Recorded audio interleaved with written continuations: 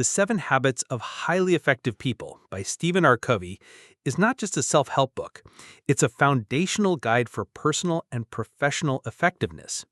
Instead of offering quick fixes, Covey presents a holistic, principle-centered approach to life. He argues that true effectiveness comes from within, by aligning our character with universal, timeless principles like fairness, integrity, honesty, and human dignity. The book is structured around 7 habits, which are divided into 3 stages. 1. Private victory, focusing on self-mastery and independence. 2. Public victory, focusing on teamwork, cooperation, and interdependence. 3. Renewal, continuous improvement and growth. Covey emphasizes that effectiveness is about balancing production, getting things done, with production capability, maintaining and improving the ability to get things done. Part 1.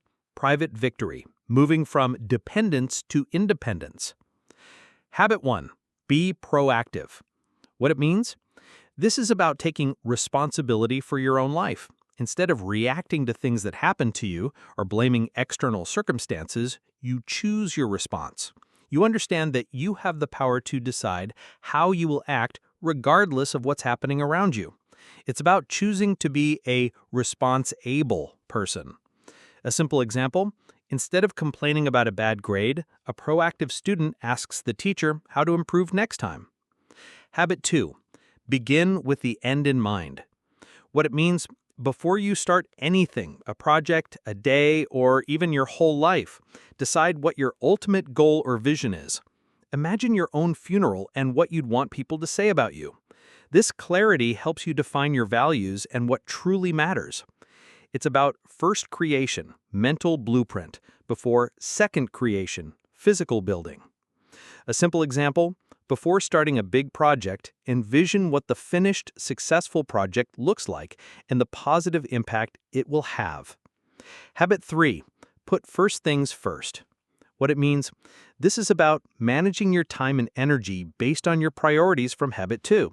It's not about managing time, but managing yourself to focus on what's important based on your values and goals rather than just what's urgent.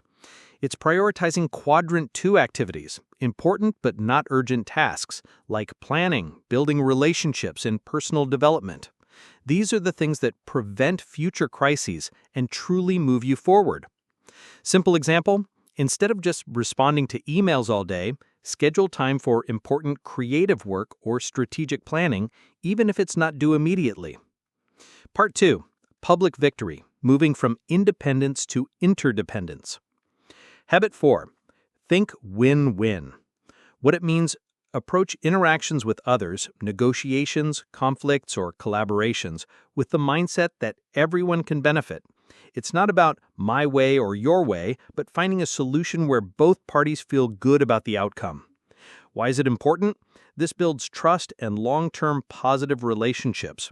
Win-lose, I win, you lose, or lose-win, I lose, you win, approaches lead to resentment and broken relationships. True synergy comes from finding solutions that satisfy everyone's needs.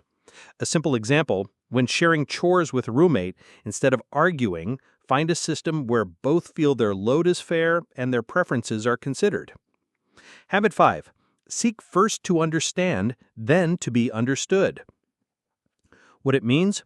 When communicating, especially in conflicts or important discussions, truly listen to the other person first. Try to deeply understand their perspective, feelings, and needs before expressing your own. Why is it important? Most people listen with the intent to reply, not to understand. This habit encourages empathic listening, which builds rapport and trust.